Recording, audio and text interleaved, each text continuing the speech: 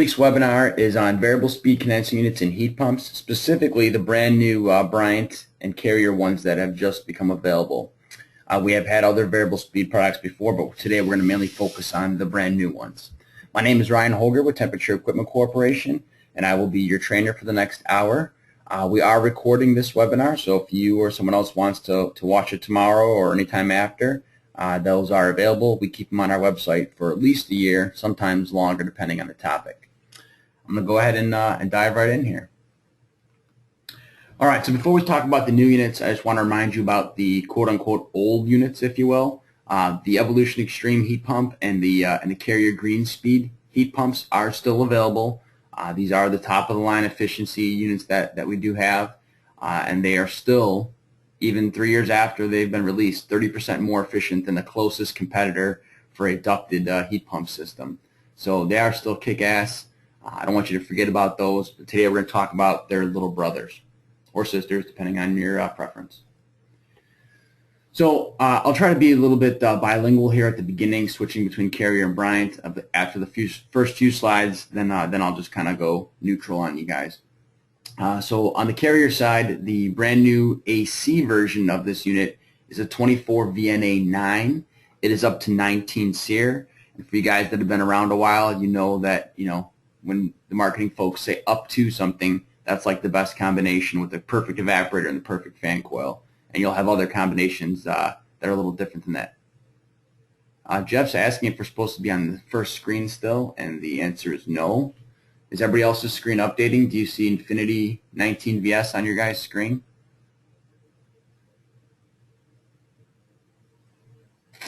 It's not. Okay.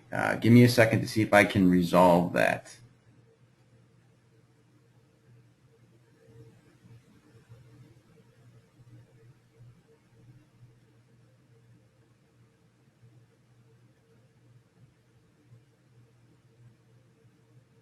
How about now? All right. I got it on my iPad too. My iPad shows the right screen, so I assume you guys are golden. All right. Apologize for that. Luckily, you didn't miss anything super sexy. So continuing on, these units are available in 2, 3, 4, and 5-ton sizes. There will not be half-ton sizes, which is very common for variable speed equipment because you don't have to be quite as precise in the sizing because you got a little bit of flexibility there. Obviously, you want to size it pretty close, but you got a little bit of flexibility. Additionally, the 5-ton size is not yet available. So right now, the 2, 3, and 4-ton are released, and you can order them. These are very small units. The 3 and 4-ton size are less than a 2-foot by 2-foot footprint, and the 4-ton size is just slightly larger than a 2 by 2 footprint. So these are very tiny, especially relative to other high-efficiency equipment that we or anybody else has had. In fact, it's probably the smallest. In fact, it is the smallest variable speed ducted unit you could buy. Also very quiet. The sound levels can get down to 56 dBA on the AC and 55 on the heat pump versions. That's with the lowest stage of capacity, and they do get a little bit higher than that, but even at high speed, they're quieter than anything else we have. It's got a fantastic efficiency to cost ratio, and I'll try to illustrate that with some financial examples later on at the end of the hour. To show you that the first cost versus energy savings is a pretty sweet deal, and it has the highest turn down ratio that any of our AC equipment has, residentially speaking. It goes all the way down to 25% of capacity, whereas the Green Speed and Extreme heat pumps I just mentioned a few minutes ago, they quote unquote only turn down to 40% of capacity, which was previously our best turn down. For those of you guys that are familiar with regular two-stage equipment, when it turns down, it typically goes from 100% down to about 70% capacity. So in your mind, you're thinking you're getting half capacity, but in real life, it goes from 100 down to 70%. This unit, we're talking about going from 100 all the way down to 25%. So it's pretty good turn down. And then you'll see over on the right side, it says variable speed inverter that can operate up to 5 stages. So unlike our Extreme and Green Speed products that have variable speed inverters that go from 40 to 100% in 1% increments, which is basically 61 stages, this unit is operating at 5 discrete stages. So it is still a variable speed unit. AHRI considers anything more than 2 stages to be a variable speed unit. It just so happens that nobody was really making 3, 4, 5, 10-stage units. So here's your 5-stage unit. We do use a variable speed inverter to control it. So it does have 5 stages of capacity, but it's not always the same 5 RPM speeds of the compressor. It'll change speeds of the compressor to get to the capacity levels that are needed. So it does vary its speed, but it operates at 5 discrete capacity levels, if you will. On the Bryant side, same exact unit. The only difference is the model numbers of 189 BNV, and that keeps consistent with the other Bryant model numbers. It starts with a 1, it's an AC. It starts with a 2, it's a heat pump. The 9 means it's up to 19 SEER. The 8 means it's evolution. The V means it's variable speed. Very consistent with other Bryant model numbers. On the Bryant side, it's being referred to as the Evolution V, with that Roman numeral V, as opposed to the Extreme Evolution heat pump, which is the Roman numeral X. So it's kind of a little play on that. On the heat pump side, very similar to the AC. On the Carrier model, it's a 25 VNA8, meaning it's up to 18 SEER.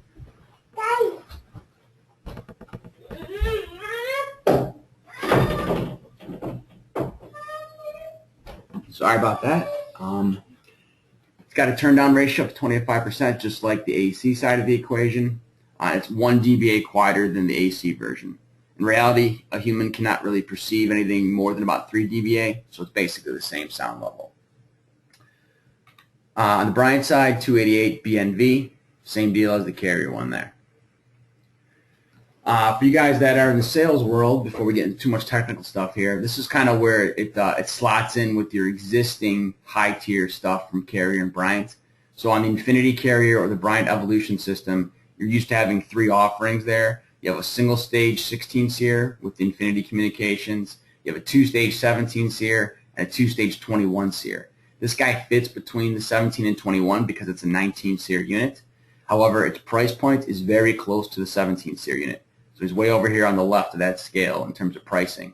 In terms of comfort, it's got 5 stages of operation, which none of these units have, so it's going to probably provide you the best comfort. And we'll go through some examples later. You'll probably see that he actually costs less to operate than the 21 SEER unit. And I'll explain that as we move along here. By the way, if you guys have questions, go ahead and type them in the chat box in the bottom right-hand corner there, and I'll try to answer them as they come up. On the heat pump side, very similar story in terms of the product tiering. You got a 15 SEER single stage Evolution or Infinity unit. You got a 2-stage 17. You got a 19 SEER 2-stage. And then you got the 20.5 SEER 19 HSPF fully variable speed heat pump there. This guy's kind of fitting in the middle, just like it did on the AC side. Once again, priced very closely to that 17 SEER unit. So what we're expecting to happen is that a lot of the, on the heat pump side, the 19 SEER, and on the AC side, the 21 SEER, a lot of those unit sales will probably dip down here in the Midwest in favor of these new variable speed units, so you can get the 5 stages of capacity. And then I would expect a lot of these 17 SEER units to go up a little bit, and people spend a couple $100 more to get 5 stages instead of 2. Let's see if I can answer a couple of these questions here. Jeff asks about complaints about airflow and cooling upstairs all day long. With the new staging, it's running super low. Will that affect comfort upstairs due to less airflow and cooling?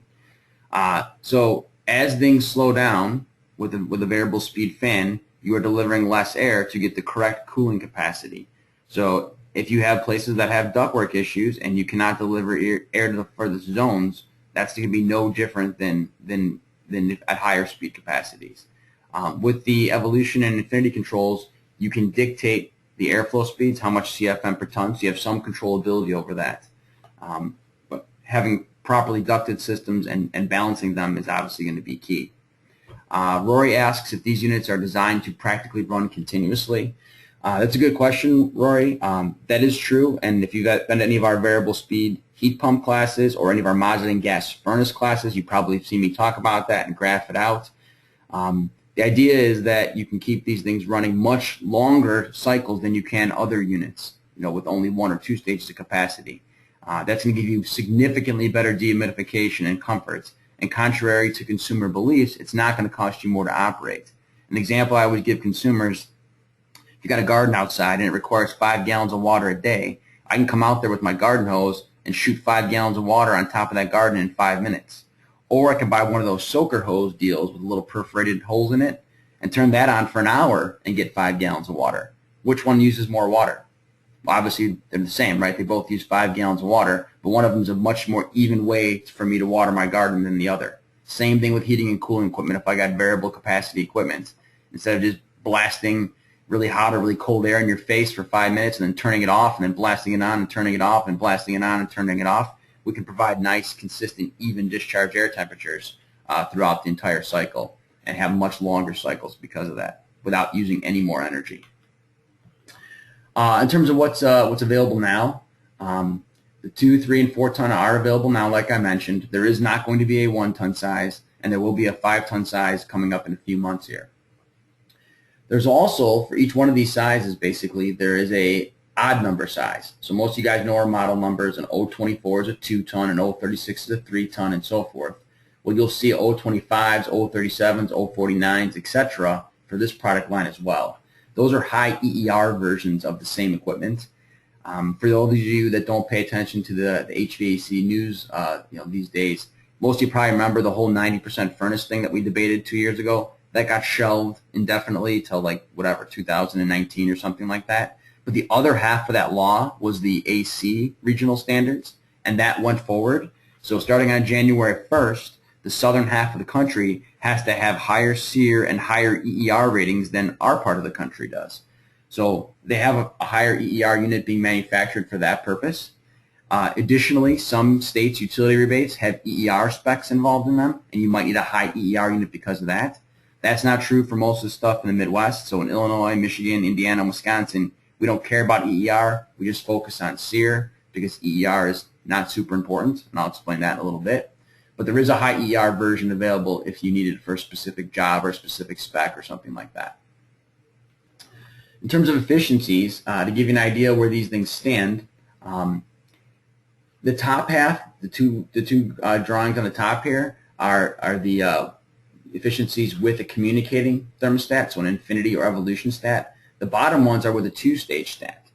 So in order for this unit to operate in 5 stages of capacity, it has to have a communicating control that can pass that data over to the unit and tell it how fast to run and how much to slow down and all that stuff.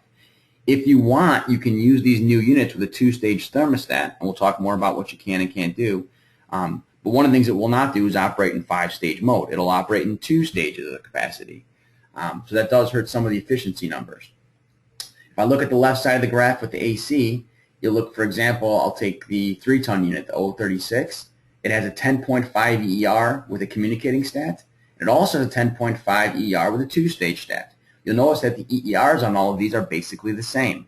That's because at full load operation, which means it's tested in a steady state condition with 95-degree ambient and fully loaded capacity, it doesn't really matter how many stages you have. It's fully loaded for the test. So it's kind of irrelevant whether you can stage down or not. So the EERs stay the same between thermostat choices. There's one slight difference of 12.5 and 12, and I believe that's just because on one of them it's rounded up and one of them it's rounded down, and that may have something to do with cycling losses. In terms of SEER, though, the SEER is dramatically different. On that same 3 ton example, it's an 18 SEER unit if you use a communicating control and let it operate in 5-stage mode. It's a 16 SEER combination if you use it with a 2-stage stat and operates in 2-stage mode. So you're losing, on most of these examples, 1.5 to 2 SEER points by not using the communicating control. There's reasons why you might want to do that. We'll talk about those in a little bit. But in general, you want to use this with the correct control that can do the correct staging.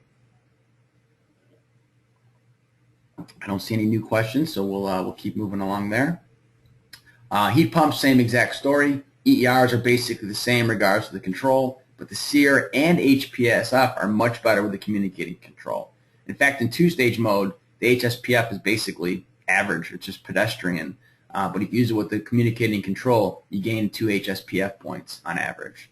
So it's a pretty good difference. I will point out that these examples I have on the screen here are all with this condensing unit matched up with a variable speed fan coil.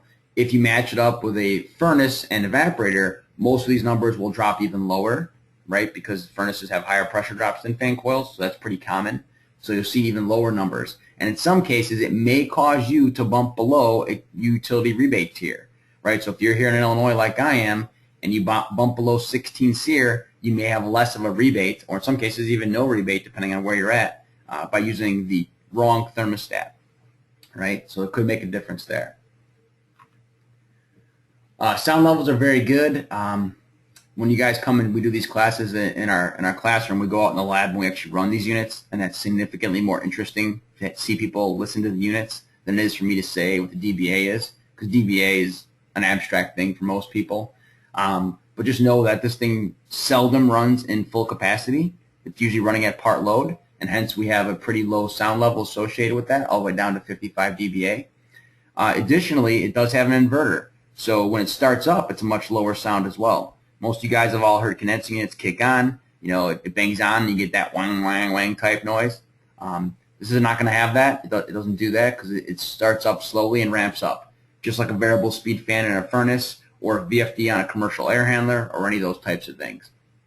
So there's a slow ramp up. There's no contactors anywhere in this entire unit, not even for the condenser fan, right? So there's a lot less initial startup sounds that are involved and lower operating sounds. I have pretty much one of every Carrier and Bryant style unit in my training lab, and this is by far the quietest unit. It's even slightly quieter than the Green Speed extreme heat pumps that were very quiet themselves, plus less weird noises than those had. Like I said, it's very adaptable. You can use it in a 5-stage or in a 2-stage mode, and if you have it in the 5-stage mode, it can drop its capacity by 75% all the way down to 25% of total. If you use it with the communicating control, the other nice thing is you need less wires out to the condensing unit. For a 2-stage thermostat, most of you guys know you need 3 wires. You need stage 1, stage 2, and a common. If I use the communicating control, not only am I getting 5 stages of capacity, I'm getting it all over 2 wires, which is 2 communicating wires, and the drawing shows up there. I'm just wiring up to A and B. For you guys that have done other Infinity or Evolution products in the past, and you remember that it was a 4-wire situation, that is not true with this particular unit. A lot of the newer Infinity and Evolution units only require 2 wires because the C&D was 24-volt power that we were stealing from the furnace. Now these units all have transformers outside in the condensing unit, so we don't need to steal power from the furnace. So hence we only need the 2 communicating wires. So everything goes over those wires. The 5 stages of capacity go over those wires. The dehumidification calls go over those wires. Any error codes and feedback from the condensing unit back to the thermostat go over those same 2 wires. All the same deal there. You can use this with any Infinity or Evolution indoor unit, fan coil, or furnace, all the way back to the very first ones in whatever it was, 2005 or something like that. So it is backwards compatible. There may be some control tweaks that need to happen, and I'll point those out in a little bit. There's also a refrigerant charging mode on these units. So this is pretty cool. These screenshots, I apologize, are not off of this exact unit. They're off the Green Speed heat pump, his big brother, but they're very, very similar. So when these systems start up, they communicate to the outdoor unit, the thermostat does, and it asks the outdoor unit, hey, what model and size are you? And he knows that. He looks it up in his table and says, oh, your model number, blah, blah, blah. Okay, I know you hold this much refrigerant. Then the stat will ask you what the model number of your evaporator coil is. You punch that in, and he'll say, okay, I know how much refrigerant that holds. And then as you can see on my screen here, it'll say, how long is your line set and what is the diameter? And the stat knows how much refrigerant that holds. If I know the condensing unit, I know the evaporator, and I know the line set, that's all the refrigerant. So then the system will tell you how much to weigh in. This one's off of a Green Speed unit, so it's telling you to weigh in 15 pounds, 12 ounces, and that unit comes with 15 pounds, so you're weighing in 12 ounces. These new Evolution and Infinity 5-speed units, they come with 5.5 ounces. They need significantly less refrigerant volume because they're significantly smaller, and they have microtube coils in them as well. So I'll show you some examples of that, but the refrigerant volume is significantly less. Then once you weigh that in, you can put it into a subcooling mode, and it'll tell you what your target subcooling value is, and then you can check that the condensing unit and make sure everything matches up. It also does have a suction pressure sensor. It does not have the discharge sensor like it shows on this screen, but it does have the suction pressure sensor, and it has a saturated condensing temperature sensor as well. So this unit can calculate its capacities at any given time. Matt's asking if the Infinity stat or Evolution stat changes. I'm going to hold off on that, Matt, and I'll show you some examples of what stats work and why and so forth. Doug asks if the condensing unit utilizes an outdoor air temperature sensor. The answer is yes. There is one built into the condensing unit, and it's used for numerous different things, including all the traditional stuff we do with it, where it passes that info to the stat, and we use it to display outdoor air temperature. We use it to reset humidifier set points, lock out condensing units, all that kind of stuff we still do. Plus, it's used as part of the capacity calculation of this unit, so it can decide what RPM to ramp up to. So based on the saturated condensing temperature, the suction pressure, and the outdoor air temperature, we can calculate the capacity, and hence we know if we should speed up or slow down to get to the 5 stages of capacity that we want. I did mention you can use this with a 2-stage stat if you need to. The idea there is primarily if somebody already has a reasonably new 2-stage furnace that they don't want to give up. Let's say it's 4 years old and you're changing out their condensing unit. You can still use this condensing unit with them in a 2-stage mode because it still is more efficient and quieter than our normal 2-stage condensing units. So it's still a really good 2-stage unit. Obviously not as good as if I put it in 5-stage mode, but if I don't have the right furnace, I can still use the 2-stage stat. You can also use it with a 1-stage thermostat if you really need to. I would recommend you don't sell it that way, but if you're changing out the condensing unit before the furnace, or if there was some kind of issue or something like that and you couldn't do everything at once, you could run it in 1-stage mode. It basically just turns 100% on and then 0, 100, 0. But you can do that on a temporary basis if you need to. You can do it on a permanent basis as well, but it just wouldn't make any sense. Like I mentioned, these units are tiny. They're basically 2 feet by 2 feet are the depth and width of the units. As you can see, compared to our other units, they are significantly smaller. It is the smallest high efficiency unit that we have and pretty much have ever had. Most of you guys know over the past 15 years, condensing units have gotten bigger and bigger and bigger because we needed more and more coil surface area. This unit defies that logic. There's a couple different reasons at work here. The first of which is we have a microtube condenser coil, so that can handle more surface area with less tubing, if you will, less fins, and less refrigerant volume, and less weight. So that contributes to it. But then the major reason is it's a different style of compressor. Most residential units use a scroll compressor. This is a rotary compressor, which is inherently more efficient, and we'll talk about that in a little bit. That helps get the size down. So you can see dimensionally it's much smaller, and then weight-wise it's also significantly smaller. On the far right there, 160 pounds is the 3-ton unit, compared to the 21 SEER at 312 pounds, or even the 17 SEER at 236 pounds. So I'm getting more stages of capacity, better efficiency, less footprint, and less weight than the 17 SEER unit, all for a couple $100 difference. So it's a pretty good deal in that regard. Heat pumps, exact same story, although somewhat more dramatic even. Very tiny footprint. These pictures, by the way, are to scale. This unit is on the far right here, and it's showing you how much smaller it is for the same size unit with very similar efficiency ranges. And the same thing with the weights. It weighs half as much as a green speed or an extreme heat pump would weigh, and it weighs almost half of what the other Infinity and Evolution equipment weighs. So it's pretty small for the efficiency level here. So some of the things that are different on this compared to our other standard units, or even compared to our other variable speed heat pump products. This heat pump and AC are a little bit different. The first thing that's major difference is the condenser fan.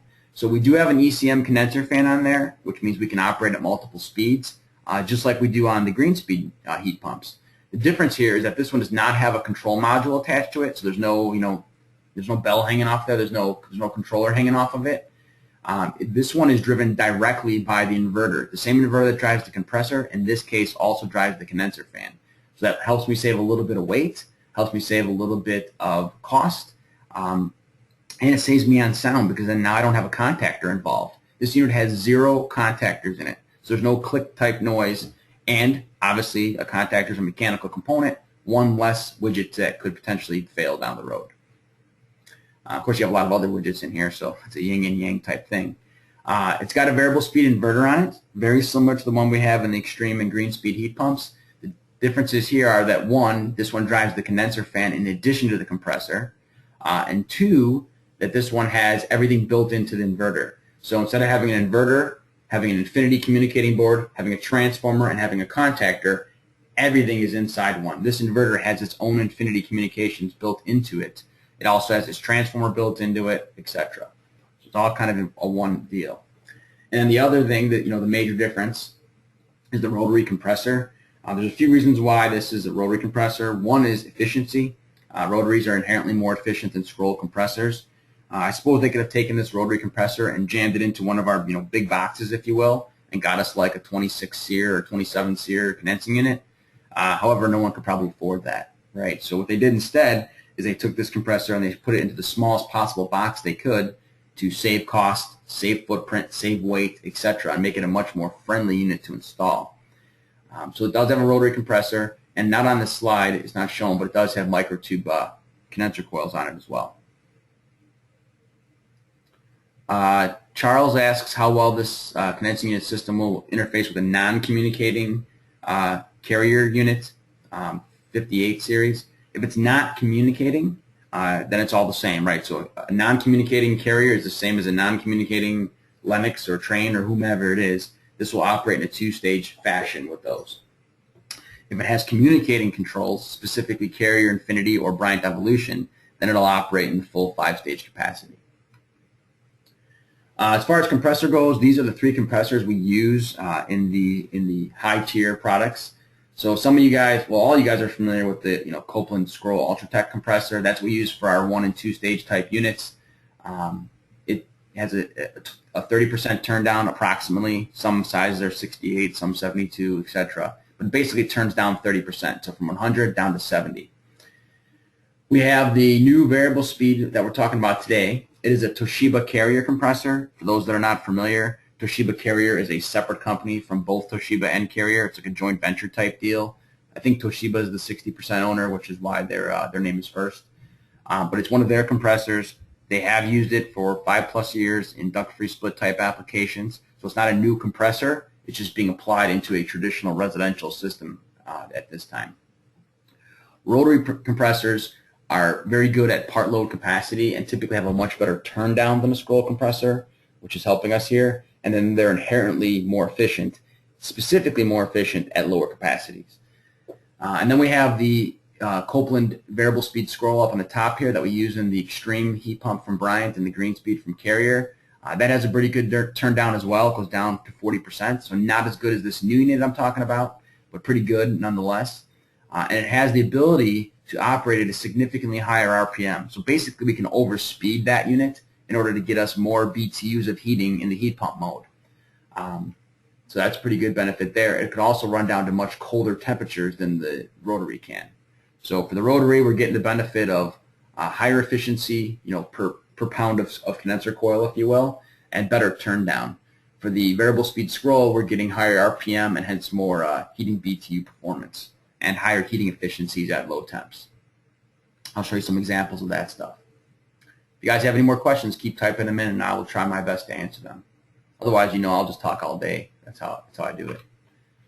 For those of you that are a little nervous about a rotary compressor, you shouldn't be.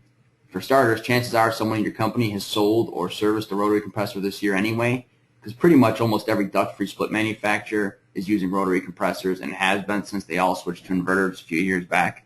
So not every single one, but the vast majority of them already use rotary, so chances are your techs are already working on rotary. The other thing is rotary is significantly more common than scroll once you leave the United States. So in Asia and Europe and stuff like that, rotary compressors are the dominant choice, right? But in the United States and in Canada, we use a lot of scrolls still. So it's not like it's a totally new, foreign, random thing. It's pretty well established, and there's 10 times more rotary compressors manufactured than scrolls on an annual basis. And like I said, it's not a new compressor itself. It's used in other products, so there should be no fear from that perspective. Additionally, there's a bunch of stuff in this product, this variable speed AC and heat pump product, to help protect the compressor itself. Right, so obviously filter dryers, which you guys are all familiar with. We have a pressure equalizer valve in here, and we'll talk more about that as we go. But basically his job in life is after the condensing unit shuts down, he opens up to neutralize the pressure between the discharge and suction line. So that way on the next startup, we're not, we don't have a high pressure side that we're already having to push against. So it makes it a little bit smoother startup, a little bit less stress, and should help with longevity of the equipment. We got temperature sensors and pressure sensors built into this unit to babysit and monitor things. We also have electrical sensors to babysit stuff. So if something gets out of range, it'll stage itself down and or shut off if something doesn't match up. It's also communicating with the indoor furnace. So if filters are dirty or evaporators are plugged up, it'll speed up the indoor fan to get the required amount of CFM for the BTUs that we need. Obviously, it can't overcome a dirty filter forever, but it'll do it for a little while. And then the inverter itself is a smooth startup, right? We're not banging on an electrical thing. We're starting it up smoothly and ramping it up. So that's less stress also. Got a question from Keith asking about the Hertz sound levels in comparison. In comparison to what, for starters, Keith? And what do you mean by Hertz sound levels? You mean different dBAs at different speeds? I have a graph of that I'll show you in a few minutes, and that should answer that. Matt asks if it's overkill in a way to match a variable speed modulating furnace with an extreme or green speed heat pump. When you say modulating, Matt, I'm assuming that you're saying modulating gas valve. So your question is, do I need a variable speed blower and a modulating gas valve and a variable speed heat pump? And I would argue, if you're going to do a variable speed heat pump, you might as well use the modulating gas valve. If people are getting used to having that even, consistent discharge temperature when it's 25 to 50 degrees outside, why would they not also want it when it's below 25 degrees outside and the modulating gas valve is doing the work? So if you got a hybrid system, I would say you'd want to modulate it all. And it's not a big cost premium to go from a two-stage gas furnace to a modulating gas furnace. The inverters themselves, the one on the bottom is the one we're talking about today. That's the new variable speed unit.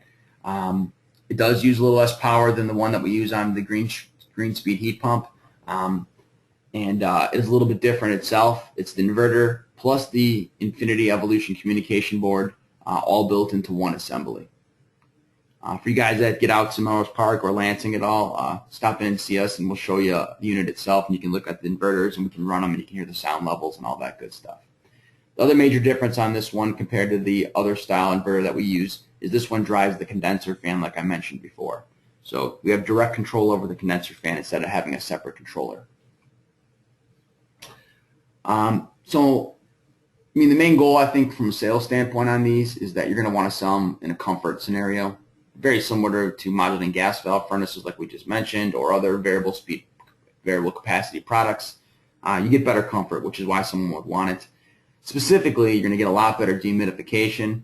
If we can run a longer cycle and keep the unit on, we're going to have better dehumidification. Most of you guys know when we first kick a condensing unit on, the first amounts of energy are being used to cool down the evaporator and the associated air going through the evaporator, but no latent, no dehumidification is being performed until the evaporator coil gets down to the dew point of the air. Then we can start condensing moisture out of the air onto the coil and then drain it away. So if things are oversized or don't have a very good turn down capability, or if they're correctly sized but it's not a design day, that sort of thing, then the cycles are short and you only run for 3, 4, 5 minutes at a time, and you may not have very much time with the evaporator being wet.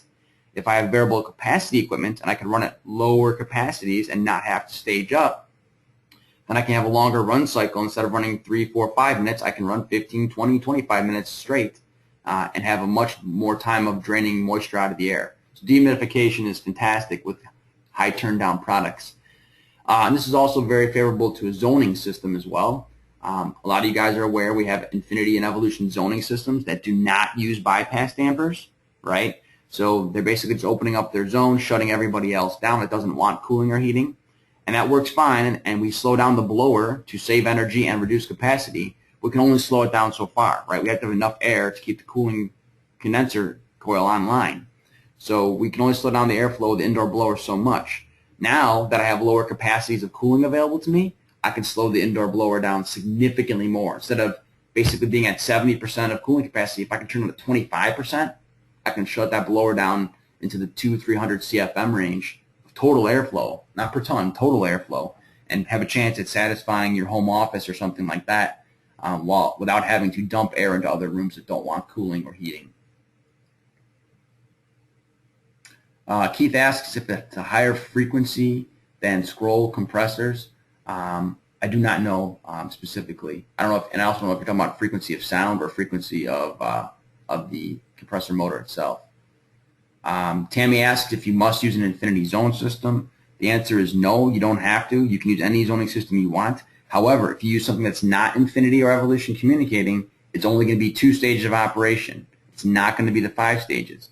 So I think you're going to want to use the infinity zoning system. So one, you don't have to use a bypass, which saves energy and sound and all that good stuff. And two, you'll get better turn down and hence better control. He said he's got a lot of complaints from folks that switched to scroll from recip compressors because the sound was a higher frequency. So in answer to that, a rotary is going to be a higher frequency sound than a reciprocating compressor, right? I don't know, compared to a scroll, I don't know that it matters because we're hardly ever going to be operating at full speed.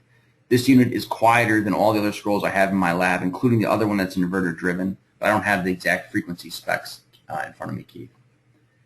Sellability of this unit should be good. It's got a low price point. It's variable speed or 5 stages, however you want to think of it. It's significantly smaller in footprint, which is easier for the installer and probably more favorable to the homeowner having something smaller in their yard. And you probably fit it in commercial jobs up a hatch. It's only 2 by 2, so you could probably get it up a hatch and not have to have a crane. So size is very favorable here, and price is very favorable, in addition to efficiency and sound. Let's look at some of the efficiency stuff specifically. We'll look at AC first, then we'll look at heat pumps. So on here, the ones in yellow are the new variable speed unit we're talking about, the 19 SEER. The ones in blue are the 21 SEER Infinity, and the ones in red are the 2-stage 17 SEER Infinity. And by the way, so we also got the 25 size on here, but he doesn't have any comparison, so we'll ignore that for today. So if you look at these guys, he, as you would expect in most scenarios, is slotted in between the 17 and 21 SEER in terms of efficiency. However, sometimes, like at the 48, which is the 4-ton size, he's actually the most efficient unit that's in the list here, right? So a quote-unquote 19 SEER, like I said, the SEER is just the marketing tag, right, for whatever the best combination is. The 19 SEER unit at the 4-ton capacity actually makes 19 SEER. The 21 SEER unit at the 4-ton capacity only makes 18 SEER. So at a 4-ton size, this unit not only has 5 stages, but it's actually more efficient. So there's pretty much no reason to use that 21 SEER in the 4-ton size. The other ones you can argue about it whether you want higher SEER or not. There's some debate there on the 2- and 3-ton size. But for others, it should be quite obvious. Turn my little pen off.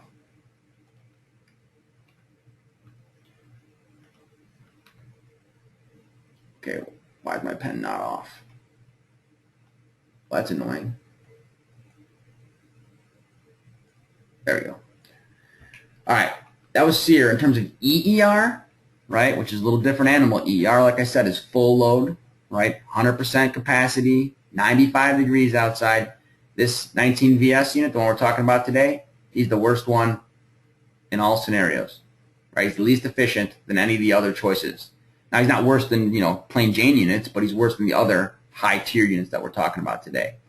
Now, like I said, there's an 025, 037, 048 size that gives you higher efficiency, right? So the EER goes from 11 to 12.5 if you take the high EER unit, if you need that for certain reasons. In general, you don't need the high EER, and I'll talk about that in a little bit too.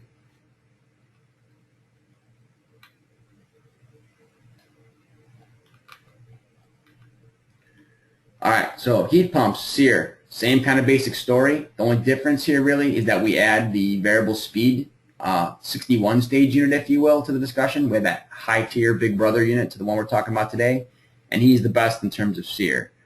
But the new unit, the 5-stage one, is pretty good. He's the one in yellow, and he matches up favorably with the other choices. HSPF is the heating performance. Once again, that green speed unit in blue dominates in that regard. It's better than this unit as well as all the competitors. But the new heat pump we're talking about today, the 5-stage, he's the second best choice compared to all of our other Infinity and Evolution tier products. So it's a really good, efficient heat pump. It's just not phenomenally good like the green speed and extreme ones are. Heat pump EER, same story. He's not the best on EER, but I don't think EER matters. And then on heat pumps, in terms of capacity, most of you guys know we rate heat pumps at both 47 and 17 degrees outside. This is the 47-degree chart. The 5-stage unit we're talking about today is in yellow. As you can see, he has the most capacity available at the 47-degree test point than any of the other heat pumps that we have in our entire product line, including the green speed and extreme heat pumps, which are known for having high heating BTUs. So at that 47-degree rating point, this heat pump has more capacity than anything else. With that being said, When it's 47 degrees out, you probably don't need a boatload of capacity. Just saying. If you look at the 17 degree outdoor number, right, we rate them at 2 different points to see how they differ. You'll see that he now drops off, just like all the normal heat pumps. He still has more BTUs than the 19 and 16 SEER heat pumps, right? He's the one in yellow, but he does not have as much as that green speed unit. That green speed unit overspeeds its condenser fan and compressor to continue to get more BTUs as the temp drops off. You can see those blue bars from the 47 number to the 17. They're basically the same BTUs, right? In some cases, they even go up because we overspeed it even more. So it doesn't maintain capacity like that green speed does on really cold heat pump temps, but it does a really good job and better than most of our other units. So I mentioned EER wasn't that important, and I'll show you a Chicago chart in a second here, but this is kind of like the national chart, if you will. And this chart doesn't have Chicago on it, but it has St. Louis. And as you can see, St. Louis basically is only 95 degrees and hotter about 2% of the cooling time of the year. 2% is not very much. Right, so if I got to pick something that's efficient 98% of the year or 2% of the year, I'm probably going to go with the 98. So being efficient at part load is significantly more important than being efficient at full load. Now, if you live in Arizona or something like that, maybe the argument's different because you got a lot of hours above 95 degrees, right? But for most of us around the country, part load is where the action is at, which means EER is almost meaningless. If I look at Chicago specifically, right? And some of you guys have seen me use this chart in other courses. Everything in red on this chart is my heating time, if you will. So I kind of randomly picked, 65 degrees and less is being heating. Above 65 degrees is cooling, right? So even in the heating world, we dominate the number of hours in that 20 to 50, 60 degree band, if you will. Each one of these numbers down here in the bottom is a 5 degree temperature bin, right? So each one of these represents 5 degrees. A lot of hours in the mild conditions, very few hours when it's really cold. Yes, we all know it gets to 0 and -5 in Chicago and all that stuff, but it's for such a small portion of time. From an efficiency standpoint, those hours are irrelevant. Now, you got to have units that can go down to 0 degrees in order to get people the heat they need, but they only got to do it for a couple hours, a week or whatever in the winter. On the cooling side of the equation, same kind of deal. We got tons of hours in the mid-range. Very few hours when it's hotter than 90 degrees out. And specifically, if you look at it, 93% of our hours is actually below 82 degrees, right? 90% of our cooling hours are below 82 degrees. Now, when you were a kid, 82 degrees probably meant mom turned the air conditioner off. Nowadays, people keep running that unit. So a lot of operation time is at that part load scenario. And full load is basically irrelevant.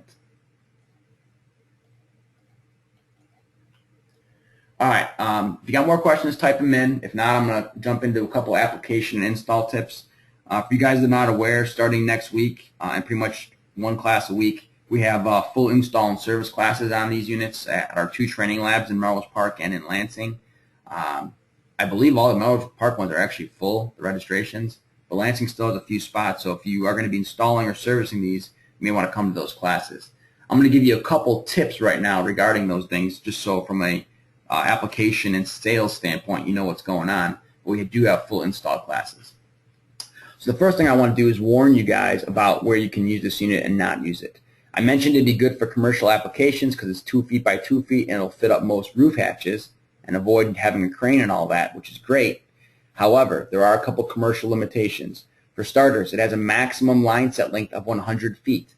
For those of you that are familiar with Evolution and Infinity condensing units of other models, 250 feet is our normal limit. So 100 is pretty short. Now, granted, that'll take care of all your single-family houses, and it'll even take care of some commercial stuff. But you just got to pay attention on that just to make sure. So if you're doing multifamily or small commercial, pay attention on that line set link before you use this unit. The second thing to be aware of is that it has low ambient cooling, but for this unit, low ambient means 40 degrees outside, if you have the right control for that matter. 40 degrees, in my mind, is not low ambient in Chicago. Low ambient is like 0, -10, something like that, right? So for my purposes, there is no low ambient, right? So if you need year-round cooling with compression, this is not the unit to choose. Now, with that being said, most of you guys know when you're at 2.5 tons and larger, you're required by state law to have an economizer. So if you have an economizer, you don't really need cooling below 40 degrees, right? The economizer does everything below basically 55. So you don't need it in those cases. But if you have a true year-round cooling load like a data closet or something like that, do not use this unit. Pick a different unit.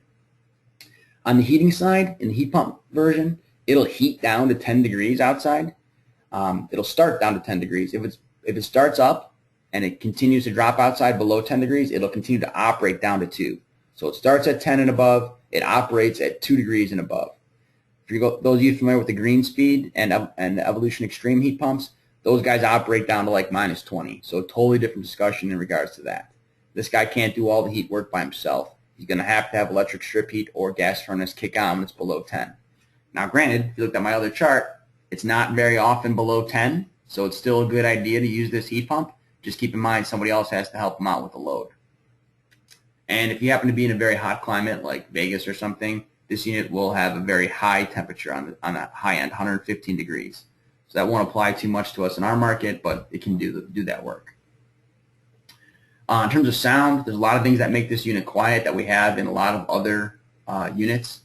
We have laminated plates underneath the compressor, so you don't have metal hitting metal. You have a laminated piece of metal touching metal, so you don't have that shake noise. There's rubber isolated grommets on the 4 corner posts of the compressor to help absorb some sound. It's got the forward swept blades that look like, Batman logos when you look at them from the top. We should actually pay Batman for that trademark. But it's got a lot of stuff to reduce the sound, in addition to the fact that it's operating at much lower speeds than typical units.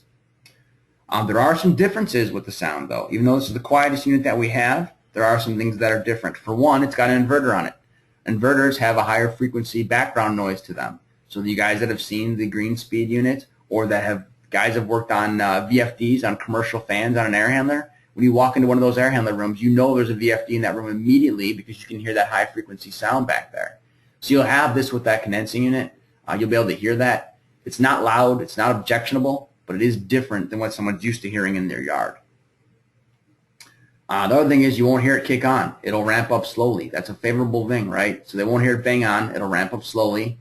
When I take guys out in our lab, one of the first things people say is, did you turn it on yet, Ryan? I want to hear it run. And I'll say, yeah, it's actually on stage 1 already.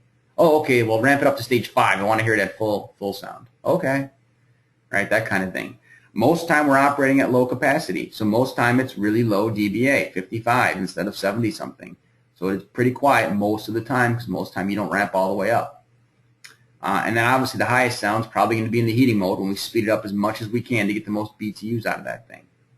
But at that point in time, it's really cold outside, so hopefully your neighbors have their windows shut and they don't care how loud your air conditioner is. The other different sound, other than a frequency sound of the inverter that people will hear, is that they'll hear that pressure equalization valve. Every time the condensing unit shuts off, that valve will open up to equalize pressures between the 2 lines to make the next startup a little bit easier. When that valve opens, you'll hear like a whoosh type sound. If people don't know that sound's going to be coming, they'll think it's some kind of gas leak because you can hear the gas moving. If you tell them about it in advance, no big deal. They'll understand it. If you wait till after they hear the whoosh sound because they happen to be walking in their yard one day when it did it, then they'll call you up and say, hey, it's making this leaking gas noise. And you'll say, oh, yeah, that's normal. And they'll say, yeah, normal? Are you sure? Right? So tell them about it in advance. It will not be a problem. It's not loud. It's not objectionable. It's just different than what they're used to hearing on a traditional unit. For the guys who do the heat pumps, you also have the heat pump defrost related noises when their reversing valve flips over. So you'll hear that valve open. You'll hear that whoosh noise. And then you may hear the unit speed up. Even if it was on stage 1 or 2, it'll ramp up to stage 3 to do the defrost just to make sure we get through that mode as fast as possible. By the way, this Infinity unit, along with other Infinity units, do not do a defrost cycle every so many minutes. Right? They do a defrost cycle when they have to. So we're looking at the outdoor temperature. We're looking at the saturated condensing temperature. We know when we're going to get to a frost situation. We calculate that, and we only do the defrost when we absolutely have to, which reduces the amount of times you'll hear a noise. It reduces the amount of times you blow cold air into the house, right? Because most of you guys know when you go into defrost in a heat pump, you run air conditioning mode, steal heat from your house to thaw out your coil for a few minutes. You'll have to do that less often. So all around, it should be a better deal, and it should be more efficient, right? Because the more times you go into defrost mode, the more it's going to cost you to heat your house.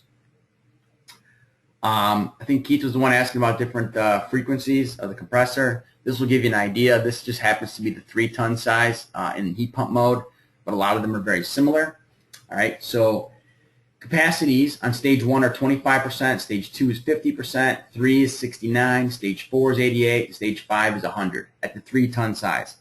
The 2 and 4 are slightly different. They don't quite go down to 25%. It's like 30 or 31 or something like that. The RPMs are not the exact RPMs you'll always be at.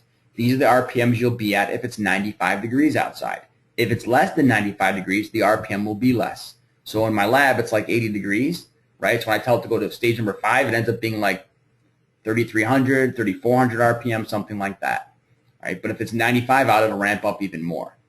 On the right-hand side are the sound levels that you would see associated with those RPMs, right? So obviously the lower speed it runs on, the quieter it's going to be, etc.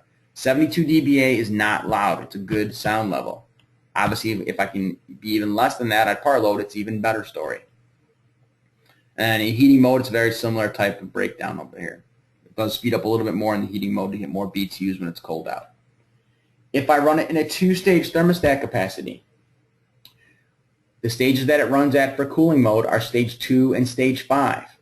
I do not get stage 1, which means I don't ever get the 25% capacity, which means I never get the 55 dBA. I start at 61. 61 is still really good, right? But if I run it in 2-stage mode, it's 50 and 100. It's still better than a regular 2-stage unit, which would be 70 and 100. And then the heat pump mode, if I run it with a 2-stage stat instead of a communicating stat, it'll be running at stage 3 and stage 5, just to get you a little more heating capacity.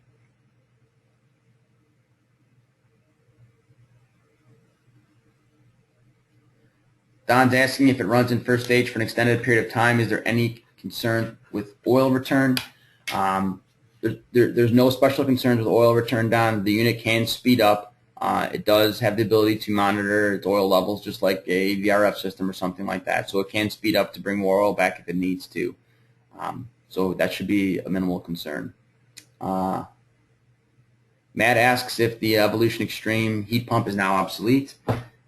It is not. And I'll show you some examples on when you still would want to use it here in a minute. All right, so in terms of heat pumps, and I'll show you AC in a second, these are all the top tier type units, Infinity Evolution type units, and how they compare against each other. So in terms of, in the middle unit here, the new variable speed is the one we're talking about today. So in terms of compression technology, it's rotary. The other 2 styles are scroll. One's a variable speed scroll, one's a 2-stage scroll. He's kind of average, if you will, on SEER and HSPF performance, although that's not going to matter as much as you think. I'll show you that in a second. He's good on staging. He has 5 stages instead of 2, although he's not the 61 stages of the Extreme unit. He's got the best turn down of any of these guys, down to 25%, smallest size, and the lowest sound potential.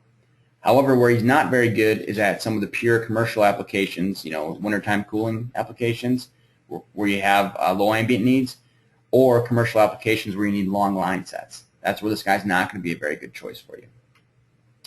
AC side is a similar thing, except we do not have a variable speed scroll yet, so we just have the variable speed rotary and the 2-stage scroll. So same kind of thing. This guy's going to be the best choice for staging comfort, best choice for turn down, best choice for size, best choice for sound, not the best choice for long line length or low ambient needs. Someone had asked about thermostats early on. So this chart kind of will help explain that a little bit. And I'll just give you the highlights. For starters, if you have an Infinity or Evolution control on your existing furnace or fan coil, and it's this vertical style, right? I'll get my little highlighter thing out again. It's this vertical style. It's completely incompatible. You cannot use it in any way whatsoever.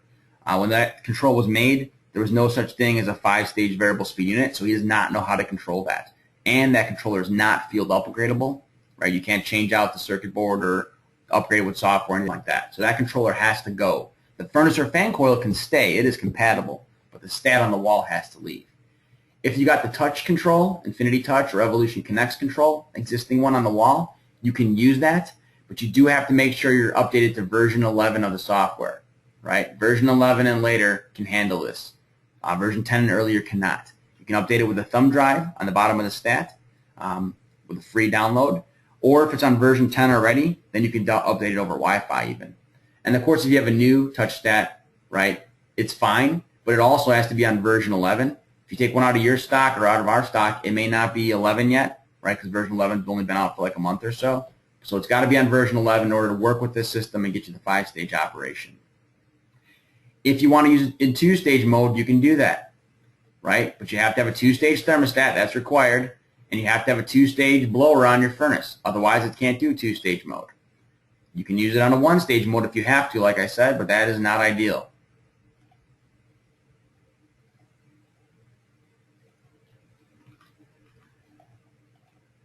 All right.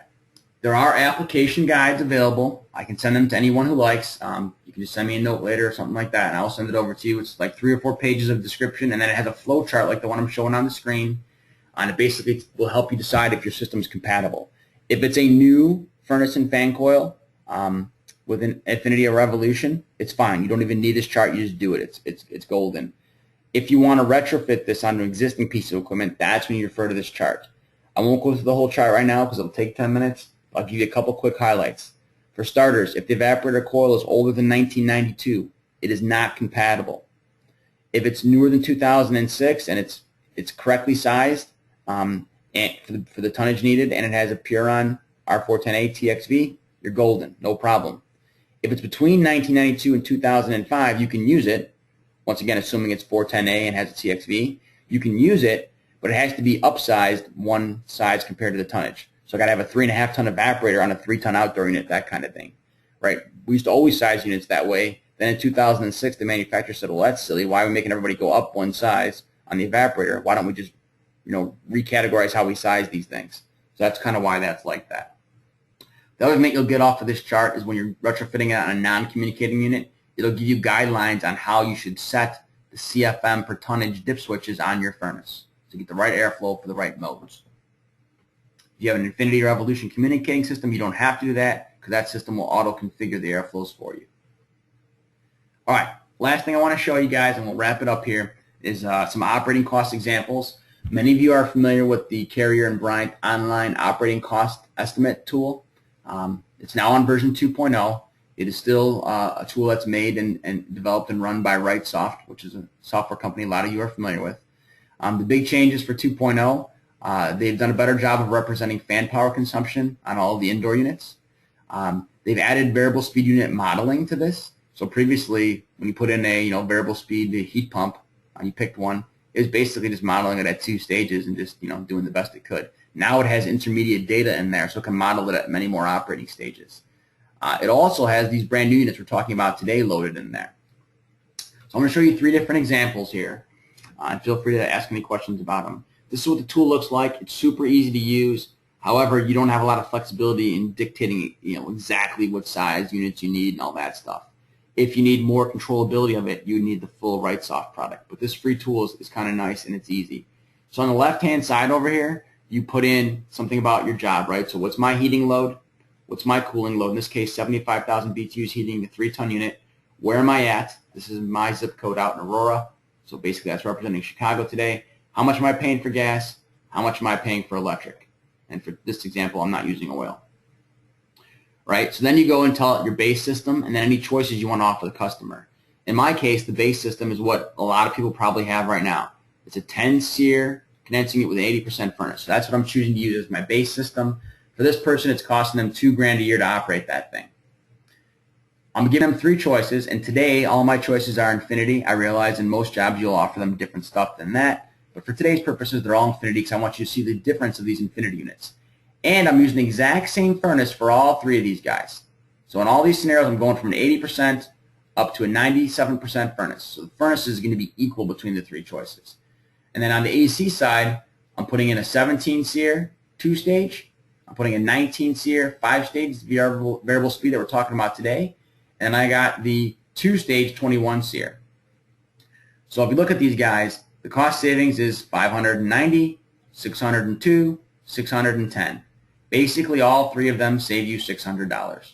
You want to argue about 10 or 15 bucks, you can do that, but basically they all save $600, right? Almost all that savings is coming off the furnace side anyway, right? On the cooling side, it's basically 150 bucks savings, right? Not a big deal on the cooling side. Most of the rest of the savings is on the furnace. Right, so what I would argue is if they all save me 600 bucks anyway, now I got to start looking at basically who's going to give me the best comfort for the best dollar amount. The 21 SEER unit, and by the way, the 21 SEER unit on this furnace only makes 18.8 SEER. 21 SEER unit's the most expensive, and he's only got 2 stages of capacity. The 17 SEER is the least expensive with 2 stages, and then obviously the variable speed is middle of the road price on those two with 5 stages of capacity. But he's priced very close to this 2-stage 17 SEER. So I'm probably going to think about choosing between these two. Do I want 2 stages, or do I want 5 stages for a couple $100 more? That's really the choice people are going to have to make on that. Erase my notes there. All right. The second example is on a hybrid heat system, right? So I got a gas furnace with a heat pump system. Now I chose to do this one using LP because, quite honestly, with natural gas being 78, 80 cents a therm and electric only being 11 cents, it doesn't really work out.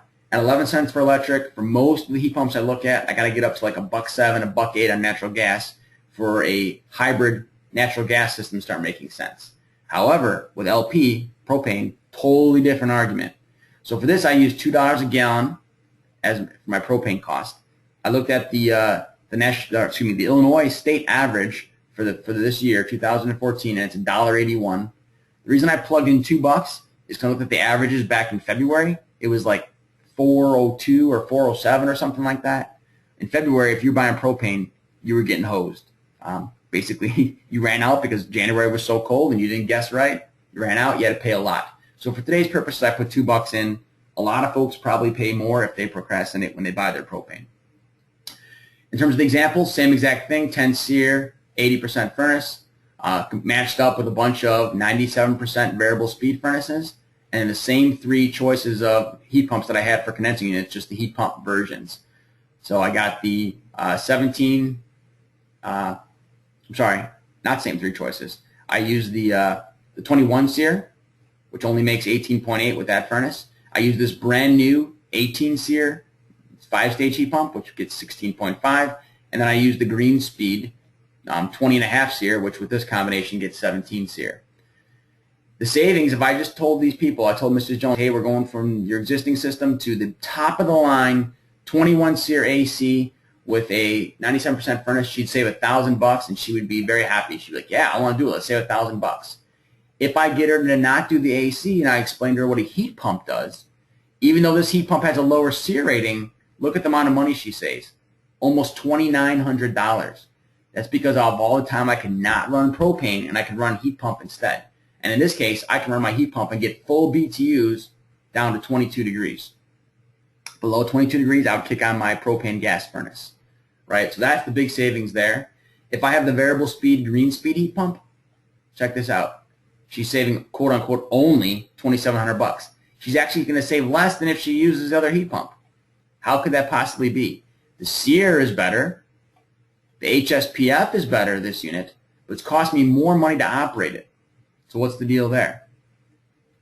Right? The deal there is the low staging capacity. I can spend a lot of run hours with this 5-stage unit at lower capacities, lower in this example, meaning 25 to 40% range.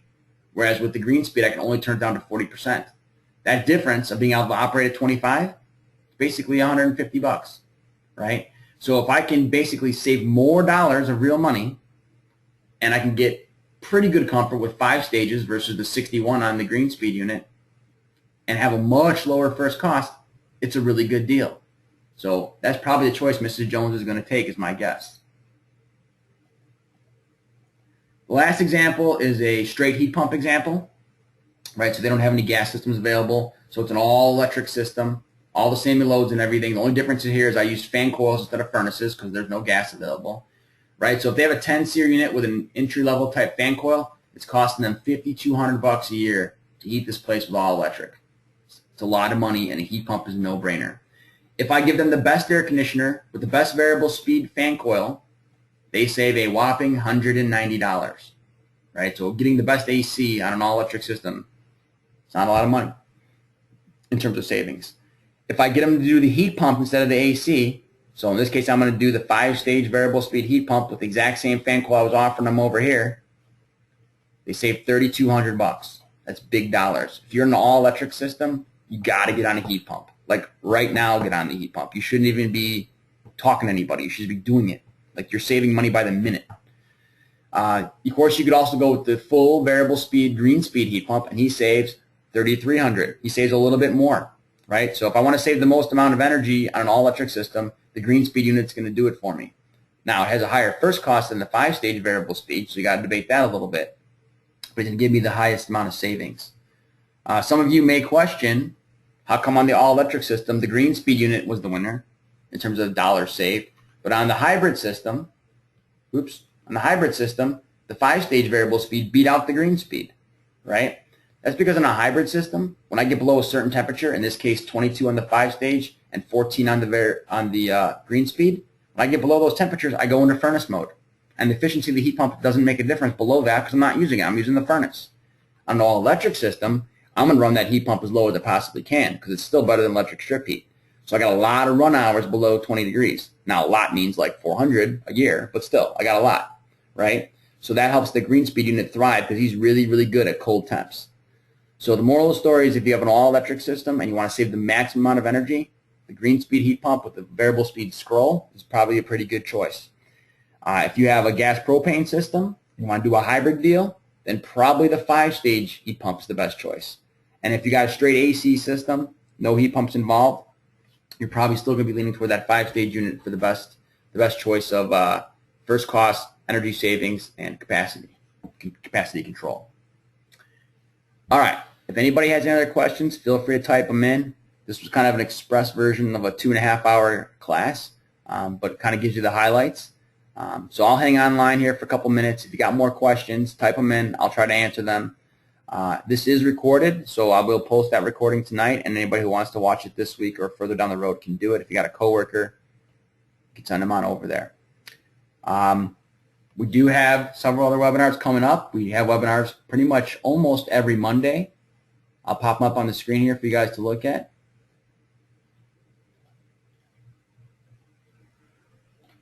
So we are partway through the cycle here, if you will. I don't know why it's not showing. Should be showing on your screen. Oh, there we go. Now it's showing. All right, so our next one coming up, we don't have one next week because of the holiday, obviously. The one in 2 weeks is the Sterling Exelon 93% efficient rooftop. Right, so that's high efficiency makeup air unit heating. Pretty unique product there that can help solve some problems. And then IAQ Fundamentals of Residential Applications is the week after that, and then you can kind of see how it goes on from there. Matt asks, he might have missed it, but when would the extreme heat pump be better than this one? It'd be better on an all-electric system if your main goal is energy reduction and energy savings. That's where it beats out the other systems. But you also have to weigh the first cost, and maybe first cost he still doesn't win. It just depends. That's kind of the debate on that one. Keith asks where you can find that operating cost analyzer. It's in the HVAC Partners website. So if you're a carrier, Bryant dealer, you would go to hvacpartners.com and log in, and then you would go to residential, and then marketing, and then underneath marketing, there's software tools. There's a whole bunch of software tools. This is just one of them, online op cost calculator. Rory asks, are these units designed for use in coastal regions? That I don't know, because the only market I ever deal with is Midwest, and we don't have any coastal regions. Carrier does have coastal products. I just don't know if this one has a coastal model number available yet or not. It's a good question I do not have the answer for, just because mainly we ignore it in my climate. Bob asks if the service class will go through in-depth charging tips. The answer to that is yes. And the units will be charged with the controller on the wall via weigh-in and then subcool mode, like I kind of showed you those screenshots of. But yes, that'll be gone through in the service install class. Any other questions? Matt asks when brochures will be available. They've been available since May, I believe. They are on HVAC Partners as well. He says they're not on the TEC website. I'm not sure what that's related to. We do not have any vendor product brochures on our website specifically.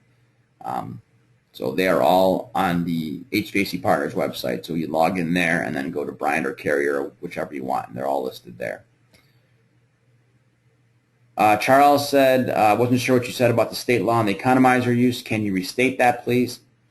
Yes, I can. I'll pull up a little chart for you too if I can. That'll kind of explain that. We do that right now since we got a few seconds.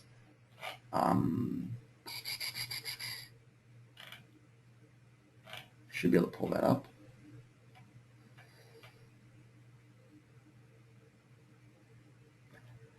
Can't find it right now off the top of my head.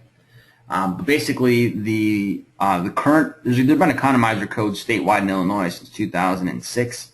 The current one, which went into play January 1st, 2013, requires any cooling system above 33,000 BTUs to have an economizer on it. That's the current rules, if you will. Here we go. This should have it. I'll pull up a piece of the code for you to see here.